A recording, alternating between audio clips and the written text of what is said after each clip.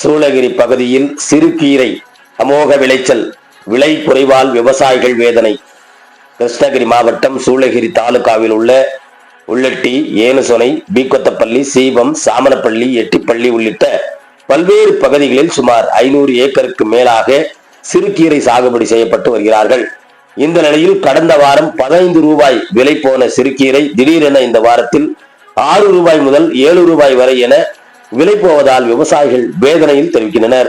இந்த பகுதியில் விளைக்கூடிய கொத்தமல்லி, புதினா, கீரை வகைகள், தக்காளி உள்ளிட்ட பல்வேறு வகையான காய்கறிகள் சாகுபடி செய்யப்பட்டு வருகின்றனர். அந்த வகையில் சூளகிரி சந்தைக்கு சென்று அங்கிருந்து வெளி மாவட்டங்களுக்கு ஏற்றுமதி செய்யப்படுகிறது. குறிப்பாக கோயம்புத்தூர், சென்னை, பெங்களூர் போன்ற நகரங்களுக்கும் ஏற்றுமதி செய்யப்படுகிறார்கள். இந்த நிலையில் சிறுகீரை விலை குறைந்துள்ளதால் விவசாயிகள் வேதனை தெரிவிக்கின்றனர் என்பது குறிப்பிடத்தக்கது.